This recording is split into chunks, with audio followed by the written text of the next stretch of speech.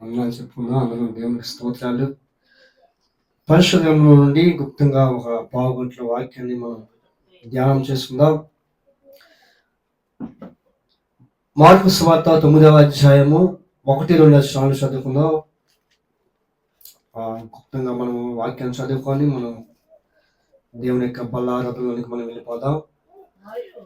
Mark సువార్త 9వ అధ్యాయము 1-2 వచనాలు చదువుకుందాం. మరియు వారిలో నిలిచి ఉన్న వారిలో కొందరి దేవుని రాజ్యము బలముతో వచ్చుట చూచే వరకు మరణము రుచి చూడాలని నిశ్చయముగా మీతో చెప్పుచున్నాను. చాలు. సో ఇక్కడ మనం గమనిస్తున్నట్లయితే మరియు ఆయన నిలిచి ఉన్న వారిలో కొందరు దేవుని రాజ్యము బలముట వచ్చుట చూచుతులని చూచు వరకు మరణము రుచి చూడదని మీతో నిశ్చయముగా చెప్పుచున్నాం. చూడండి, ఇక్కడ దేవుడు కొందరు నిలిచి ఉన్నారంట. ఎక్కడ నిలిచుకున్నారంటే ప్రభువైన యేసుక్రీస్తు యొక్క అక్కడ ఆ రాజ్యములో నిలిచి ఉన్నారు. చూడండి, కొందరు దేవుని రాజ్యములో బలముతో వచ్చుట చూచు వరకు మరణము రుచి చూడని నిత్యంగా చెప్పుచున్నారు. చూడండి, మరణము అనేది 2 మరణాలు ఉన్నాయి. ఒకటి ఆత్మ సంబంధమైన మరణం ఉన్నది, ఒకటి శరీరక సంబంధమైన మరణము ఉన్నది. అంటే 2 మరణాలు ఉన్నాయి. అంటే ప్రభు మనకి ఏమిచ్చంటే ఒక ఆత్మని మనకి దేవుడు దయచేశాడు. పరిశుద్ధాత్మ దేవుడు మనలో దయచేశాడు. అంటే మనము చనిపోతే మనం ఎక్కడికి వెళ్తాం? మన ఆత్మ నమ్మి బాప్తీసం తీసుకుంటే ఆయన రాజ్యంలో ఆయన పరదేశంలో మనము ఉంటాము, చేస్తాం. అంటే 2 ఆత్మ సంబంధమైన వాటితో మాట్లాడుతున్నా. అంటే మరణము రుచి చూడడు అని నిశ్చయముగా మీతో చెప్పుచున్నాను. అంటే ఆత్మ సంబంధమైన మరణము గురించి ఇక్కడ మాట్లాడుతున్నారు. శరీరక సంబంధమైన మరణము కూడా 2 మరణాలు ఉన్నాయి. ఒకటి పాపములను, శాపములను, లోకంలో జీవించే వాళ్ళు అనేక మంది దేవుణ్ణి విశ్వసించుకున్న, నమ్ముకున్నవా, దేవుణ్ణి అంగీకరించుకున్న వాళ్ళు ఉన్నవా ఈ లోకంలో అనేక మంది ఉన్నారు. అకస్మాత్తుగా పాపంలో చనిపోయే వాళ్ళు, అకస్మాత్తుగా యాక్సిడెంట్ చనిపోయిన వాళ్ళు, దేవుని ఎరగకుండా ఉన్న వాళ్ళు అనేక మంది ఉన్నారు ఈ లోకంలో. అది వాళ్ళు చనిపోతే ఎక్కడికి వెళ్తారు? దేవుడు తీర్పులోనికి వెళ్తారు. ప్రతి వాళ్ళు క్రీస్తు న్యాయపీఠం ఎదుట మనం ఏం చేయాలి? నిలబడాలి. ఆయన న్యాయపీఠం ఎదుట మనం నిలబడాలి. మనం చేసే ప్రతి పని, మనం చేసే ప్రతి క్రియ, మనం చేసే ప్రతి భక్తి జీవితం కూడా ఆయన లెక్క అప్పగిస్తాడు, లెక్క అడుగుతాడు. నీవు కళతో ఏం చేసావు, నీ చేతులతో ఏం చేసావు, నీ కళతో ఏం చేసావు, నీ దేహాలతో ఏం చేసావు, అసలు దేవుడు ఇచ్చిన జీవితం ఎలాగ నువ్వు సద్వినియోగం చేసుకున్నావు, ఎలాగ నువ్వు బ్రతికావు, దేవుడు లెక్క అడుగుతాడు. లెక్క దేవుడికి అప్పగించాలి. క్రీస్తు న్యాయపీఠం మీద ప్రతి మనిషి కూడా నిలబడవలసిన వాళ్ళమై ఉన్నారు. అందుకని మనం ఏం చేయాలంటే దేవునికి మనము లెక్క అప్పగించాలి. అందుకని ఇక్కడ దేవుని రాజ్యం అక్కడ అంటున్నాడు ఏంటంటే మరియు ఆయనకు నిలిచి ఉన్న వారితో ఎట్టన్నారు. ఎవరైతే దేవుడి దగ్గర నిలిచి ఉంటారో, ఎవరైతే దేవుని సహవాసంలో నిలిచి ఉంటారో, ఎవరైతే దేవుడితో ఐక్యము కలిగి ఉంటారో, ఎవరైతే దాని చిత్తము నెరవేరుస్తారో, కొందరు దేవుని రాజ్యం బలముతో వచ్చుట చూచు వరకు మరణము రుచి చూడాలని చెబుతున్నాను. అంత మాత్రమే కాకుండా ఒక మాట మనం గమనించినట్టే నిర్గమాకాండం 34వ అధ్యాయము 29వ వచనం కూడా ఒక చక్కటి మాట ఉంటుంది. ఆ మాట కూడా మనం చదివినట్లయితే అక్కడ కూడా ఒక చక్కటి మాటను కూడా మనం చదువుకున్నాం. మోషే సీనాయి కొండ దిగి వస్తున్నప్పుడు, దేవుడితో సహవాసం చేసినప్పుడు మోషే యొక్క జీవితము, మోషే యొక్క ఎలా మారిపోయాడు, ఎలాగా ఒక వెలుగుమయముగా మారిపోయాడు. దేవుడితో సహవాసం చేసినప్పుడు, దేవుడితో ఐక్యము కలిగి ఉన్నప్పుడు మోషే ముఖము చూడలేకపోయారు. ఆయన చూడండి, ఒక మాట చదివింటే నిర్గమాకాండము 34వ అధ్యాయం 29వ వచనం కూడా ఒక మాటను మనం చక్కగా చదువుకుందాం. మోషే సీనాయి కొండ దిగుచుండగా శాసనము గల ఆ 2 పలకలు మోషే చేతిలో ఉండెను. అతడు ఆ కొండ దిగుచుండగా ఆయన అతనితో ఆయన అతనితో మాట్లాడుతున్నప్పుడు తన ముఖ చర్మము తన ముఖ చర్మము ప్రకాశించిన సంగతి ప్రకాశించిన సంగతి మోషేకి తెలిసి ఉండలేదు.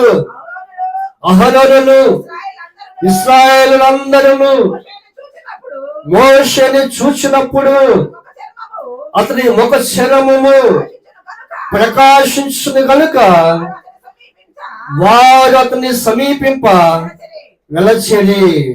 చూసారా, ఇక్కడ మోషే సేనాయకుండా దిగుతున్నప్పుడు శాసనముల ఆ 2 పలకలు మోషే చేతిలో ఉంచబడేను.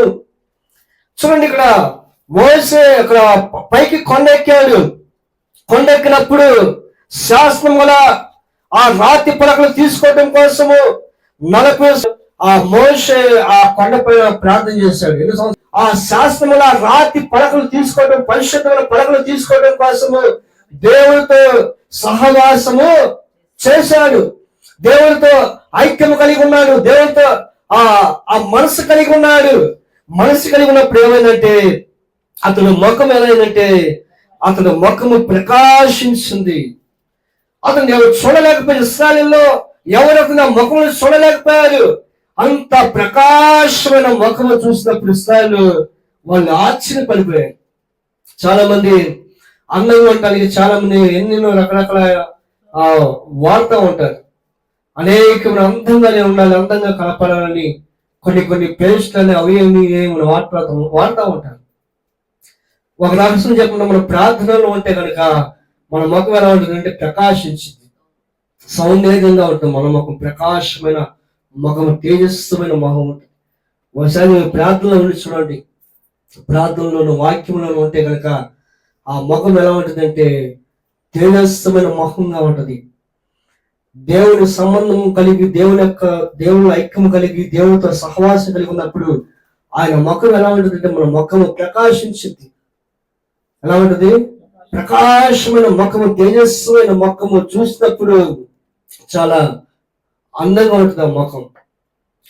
చాలా మంది ఉన్న ముఖాన్ని కూడా పాడు చేసుకుంటున్నారు. చాలా మంది అవి రాసి ఇవి రాసి ఉన్న ముఖాన్ని కూడా దేవుడు ఇచ్చిన అందాన్ని ఏం చేస్తున్నారంటే చాలా మంది పాడు చేసుకుంటున్నారు.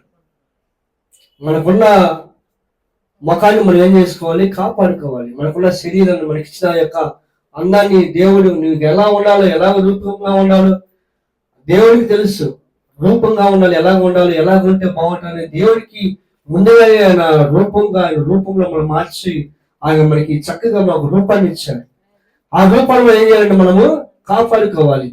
అందుకనే మోషే ఇక్కడ ఏం చేస్తున్నాడంటే సేనాయకుండా దిగి వస్తున్నప్పుడు శాసనం గల 2 రాతి పలకలు మోషే చేతిలో ఉండెను.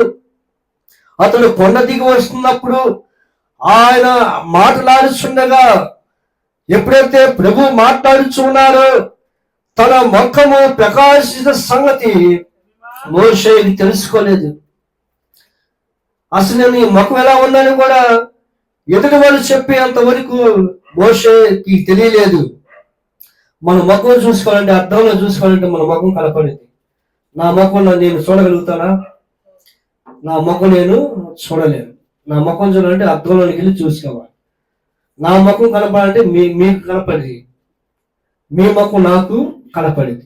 అంటే మోషేకి ఆ సంగతి తెలియలేదు. ముఖం ప్రకాశించింది, ఎంత తేజస్సుగా ఉన్నానని ప్రభువు మాట్లాడేంత వరకు ఆ ముఖం అనేది చూడలేదు, తెలుసుకోలేదు.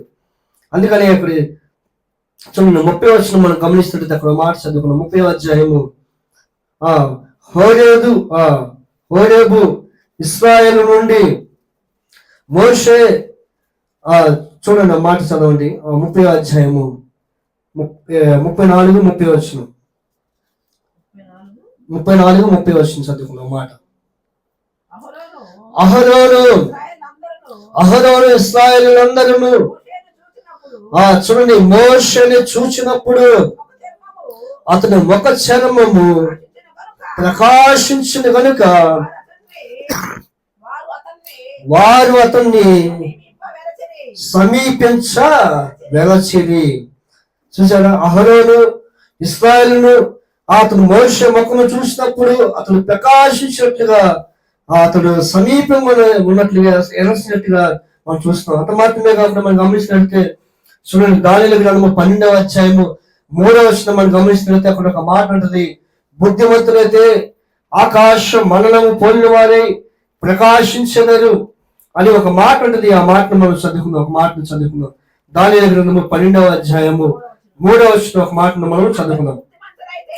బుద్ధిమంతులైతే ఆకాశ మండలములోని జ్యోతుల్ని పోలిన వారై ప్రకాశించెదరు, నీతి మార్గమును అనుసరించి నడుచుకున్నట్లు ఎవరు అనేకులు తెలుపుదురు, వారు నక్షత్రము వలె నిరంతరము ప్రకాశించెదరు.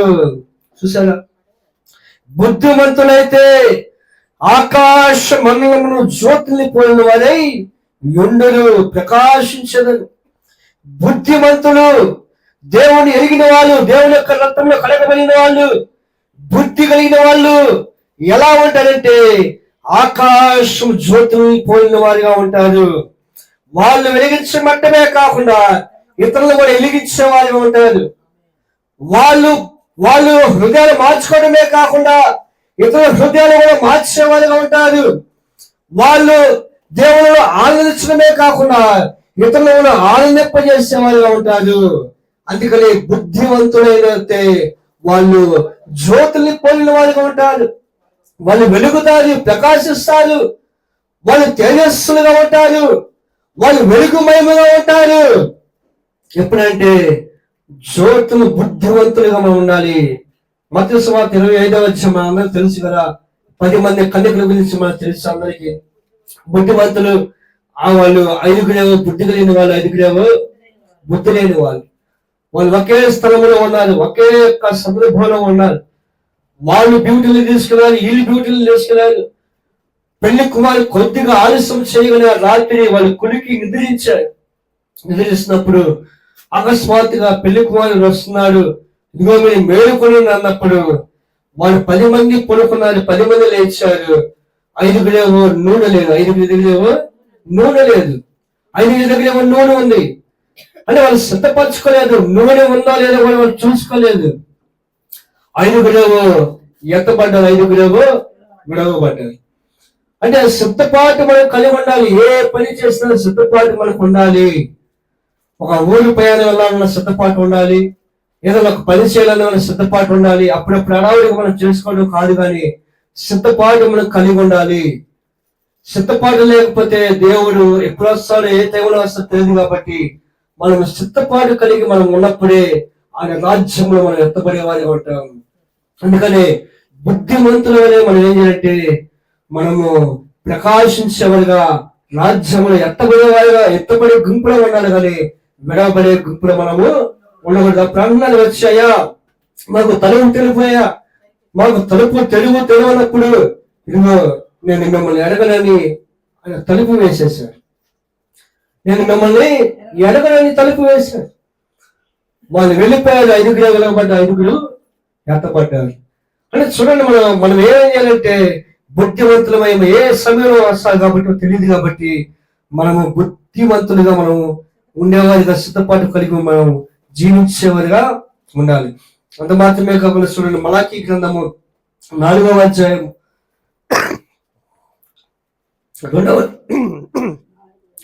2వ వచనం కూడా మాట చదువుకున్నాం. మలాకీ గ్రంథము 4వ అధ్యాయము 2వ వచనం కూడా మాటను మనము చదువుకుందాం.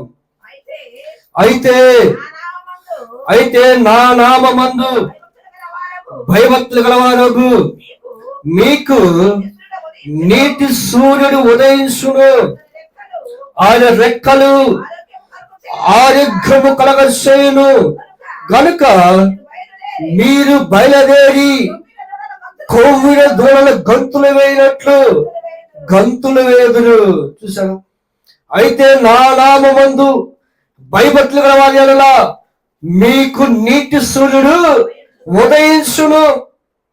ఎవరైతే నామమును విశ్వసిస్తారో, ఎవరైతే నామమును గణపరుస్తారో, ఎవరైతే నామమును కొనియాడుతారో, ఎవరైతే నామమును నమ్మి బాప్తిసం తీసుకుంటారో, ఎవరైతే భయము భక్తి కలిగి జీవిస్తారో అలాంటి వాళ్ళకి ప్రభు చెప్తున్న మాట ఏంటంటే, మీకు నీటి సూర్యుడు ఉదయిస్తాడు.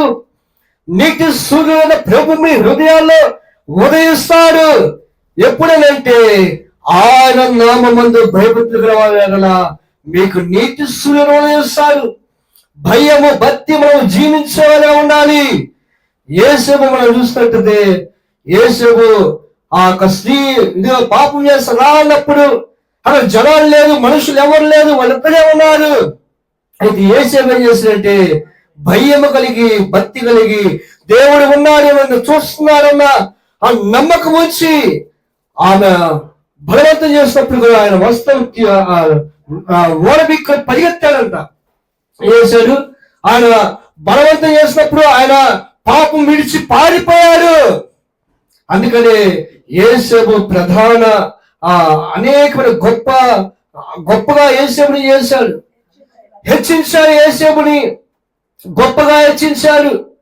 అందుకని ఎప్పుడైతే పాపం చేయకుండా పారిపోయాడో దేవుడు యేసేపుని గొప్పగా ఆశీర్వదించి హెచ్చించినట్లుగా మనం చూస్తాం. అందుకనే భయం భక్తి కలిగి మనం జీవించినప్పుడు దేవుడు నీకు నీటి సూర్యుడు ఉదయిస్తాడు. ఆయన రెక్కల కింద నీకు ఆరోగ్యం కలుగును. ఆయన రెక్కలు నీకు ఆరోగ్యం కలగజేసి ఆయన చేతిలో స్వస్థత, ఆయన చేతిలో ఆ నెమ్మది, ఆ చేతిలో మనకి విశ్రాంతి దొరికింది. ఎప్పుడంటే ఆయన నామం ముందు భయభక్తి కలిగి ఉన్న వారికి నీటి సూర్యుడు ఉదయిస్తాడు. అంత మాత్రమే కాకుండా ప్రకటన గ్రంథం 1వ అధ్యాయము 16వ వచనం కూడా మార్చి చదివినట్లయితే అక్కడ కూడా చక్కని మాట ఉంది. ఆ మాటను కూడా మనము చదువుకున్నాం. ప్రకటన గ్రంథము 1వ అధ్యాయము 16వ వచనం కూడా మాటను మనము చదువుకున్నాం. ఆయన తన కుడి చేత 7 నక్షత్రములు పట్టుకొని ఉండెను. ఆయన నోట నుండి 2 అంచులు గల మారిన ఖడ్గము ఒకటి బయలు వెలుచుండెను. ఆయన ముఖము మహా తేజస్సుతో ప్రకాశించుచున్న సూర్యుని వలె ఉండెను. దేవుని స్తోత్రం, హల్లెలూయా. ఆయన తన కుడి చేతితో 7 నక్షత్రములు పట్టుకొని ఉన్నాడు. ఆయన కుడి చేతితో 7 నక్షత్రములు 7 సంఘములకు చూసినవాడు. 7 సంఘములకు చూసినవాడిని. ఆయన 7 నక్షత్రములు పట్టుకొని 7 సంఘాలను చూపిస్తున్నది. ఆయన ముఖము ఎలా ఉందంటే సూర్యుని వలె ప్రకాశించింది. ఎంత గొప్ప చూడండి. సూర్యుని వలె ప్రకాశించింది, మహా తేజస్సుతో ప్రకాశించింది, సూర్యుని వలె ఉన్నది. ఆయన ముఖము ఎలా ఉందంటే సూర్యుని వలె. మనం సూర్యుని ఎవరైనా చూడగలుగుతామా? ఎవరైనా సూర్యుని చూడలేదు. ఉదయాన్నే మనం చూడగలుగుతాం కానీ చక్క లెగుస్తున్నప్పుడు మనం చూడగలుగుతాం కానీ ఎండ ఉన్నప్పుడు మనము సూర్యుని చూడలేము. ఎందుకంటే సూర్యుని యొక్క వెలుగుని మనం చూడలేము. అందుకని ముఖం ఎలా అంటే సూర్యుని వలె తేజస్సు వలె మహా తేజస్సుతో ఉన్న ఆయన ముఖము.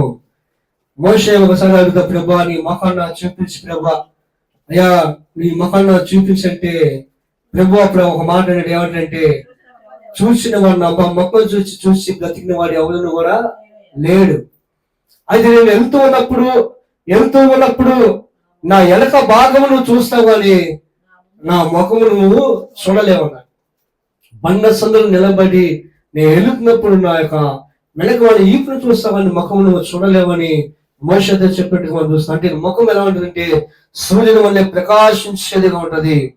ఇంకో మాట చదివినట్టు చూడండి, యెషయా గ్రంథము 60వ అధ్యాయం 1-2 చదువుకుందాం. యెషయా గ్రంథము 60వ అధ్యాయం 1-2 కూడా నీకు వెలుగు వచ్చి ఉన్నది, లెమ్ము తేజరిల్లము, యెహోవా మహిమ నీ మీద ఉదయించును. చూడుము భూమిని చీకటి కమ్ముచున్నది, కటిక చీకటి జలములను కమ్ముచున్నది.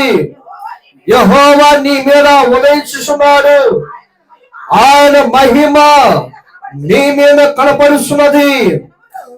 జనులు నీ వెలుగులోనికి వచ్చేదారు, రాజులు నీ ఉదయ కాంతులోనికి వచ్చేదారు.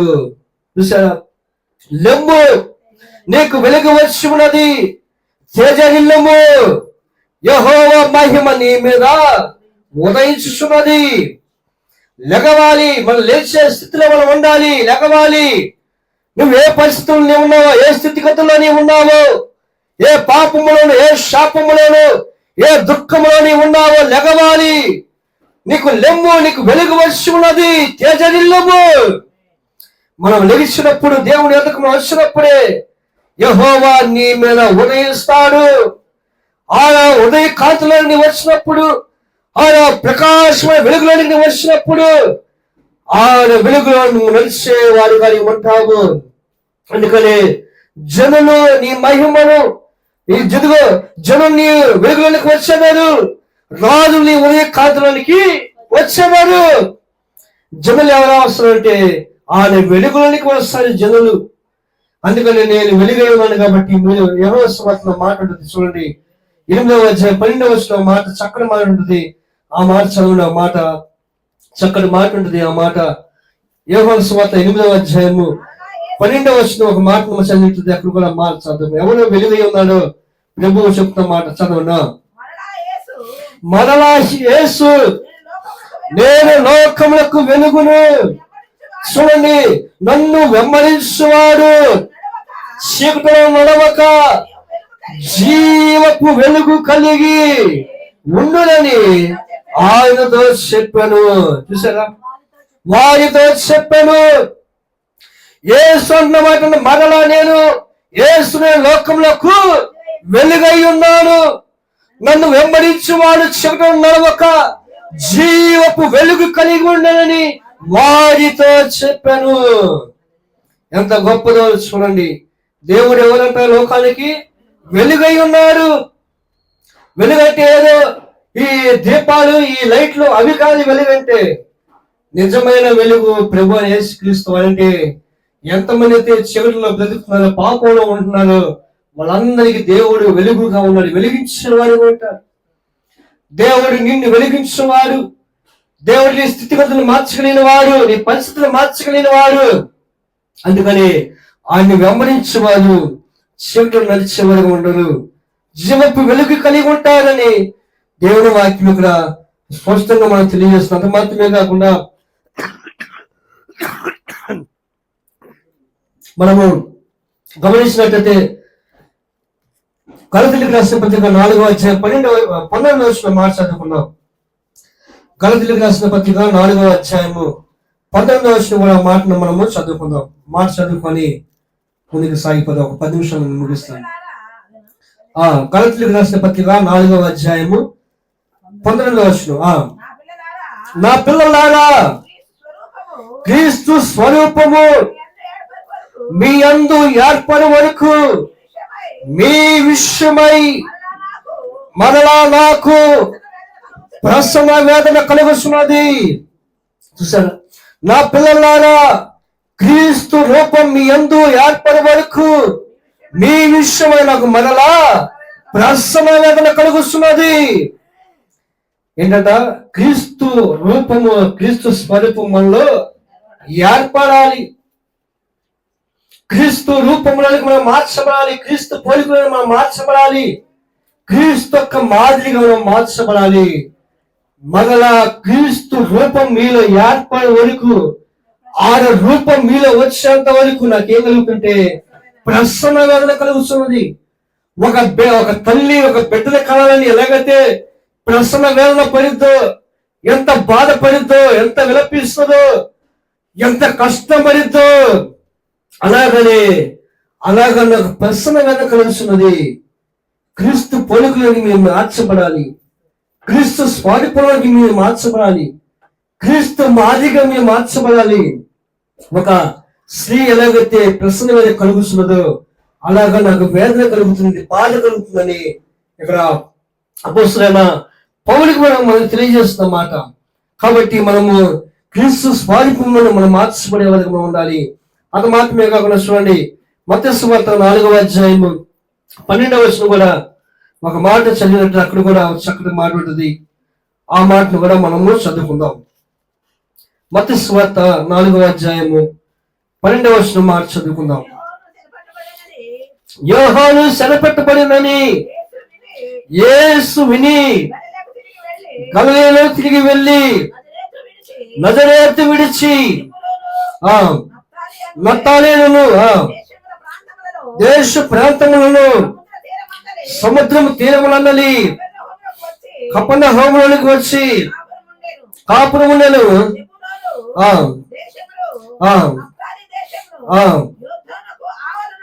యోర్దానుకు ఆవలనున్న సముద్రము తీరమున అన్ని జనులు నివసించు గలిలయలో చీకటిలో కూర్చుని ఉన్న జనులు గొప్ప వెలుగు చూశారు. మరణ ప్రదేశంలోను మరణ ఛాయల్లోను కూర్చుని ఉన్న వారికి వెలుగు ఉదయించెను. చూసారా ఇక్కడ ఎలా ఉన్నారంటే వాళ్ళు చీకటిలో కూర్చుని ఉన్న జనులు గొప్ప వెలుగు చూశారంట. మరణ దేశంలో వెలుగు ప్రకాశించటం మనం చూస్తున్నాం. చీకటిలో ఉన్న వాళ్ళు, పాపములో ఉన్న వాళ్ళు దేవుడు వెలిగించేవాడుగా ఉంటాడు. దేవుడు వెలుగు కాబట్టి ఆయన వెలిగించేవాడుగా ఉంటాడు. అందుకనే మనం గమనించినట్లయితే ఆయన చీకటిలో కూర్చున్న వారికి జనులు గొప్ప వెలుగు చూశారు. మరణ స్థాయిలోను మరణ ప్రదేశంలో వారికి వెలుగు ఉదయించెను. ఎంత చూడండి, ఎంత గొప్ప దేవుడు. చూడండి, వెలిగించడానికి ప్రభు యేసుక్రీస్తు వారి లోకానికి వచ్చారు. అంత మాత్రమే కాకుండా మనం చివరిగా మనం గమనించినట్లయితే 1వ యోహాను రాసిన పత్రిక మనం గమనించినట్లయితే 2వ అధ్యాయం 16వ వచనం చదువుకొని ప్రార్థన చేస్తున్నాం. మనం ఒక మాట చదువుకొని ప్రార్థన చేసుకున్నాం. సమయం అయిపోయింది కాబట్టి ఒక మాట చదువుకుందాం. 1వ యోహాను రాసిన పత్రిక 2వ అధ్యాయం 16వ వచనం చదువుకుందాం. శరీరాశయు నేత్రాశయు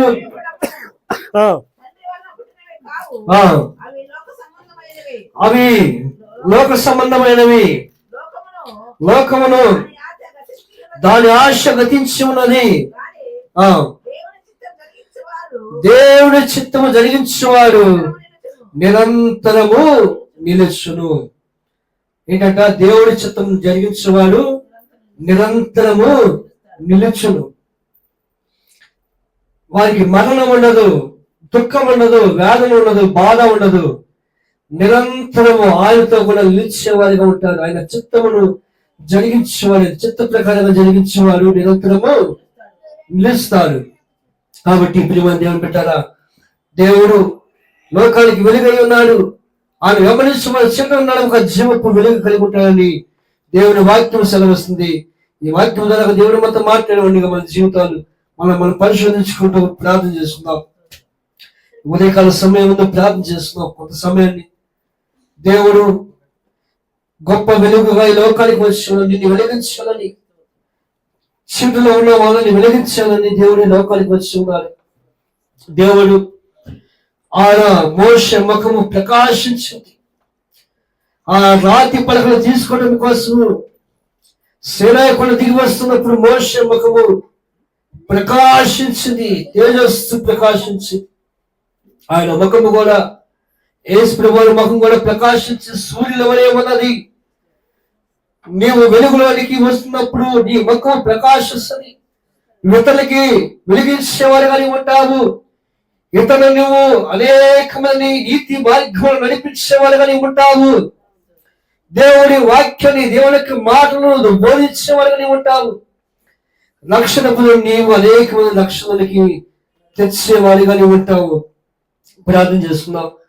మహాపరిశుద్ధుడ, ప్రేమ కలిగిన తండ్రి, ఈ పరిశుద్ధ నామను ప్రభా, ఘనత, మహిమ, ప్రభావం చెల్లించుకున్న ప్రభా, ఎంతబడిన వాక్యం నిన్ను హృదయాల్లో ప్రభా మీరు నీరుగట్టి మీరు ఫలింపచేయండి ప్రభా. నీకు స్తోత్రాలు ప్రభా. అయా ప్రభా, ప్రకాశమైన వెలుగు వలె ప్రభా, బుద్ధివంతుల వలె ప్రభా, నిరంతరం ప్రకాశించే సహాయం చేయండి. అయా ప్రభా, మేము ఏ విషయంలో ప్రభా, ఆయా ప్రభా మేము నిర్లక్ష్యం చేయకుండా ప్రభా, చిత్తఫలాన్ని కలిగి ఉండేవారు సహాయం చేయండి ప్రభా.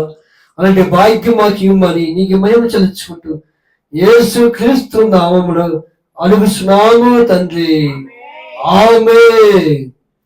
బల్ల కొలికే మనం సిద్ధపడదాం. మనం పరిశోధించుకుందాం. బల్ల కొలికే మనం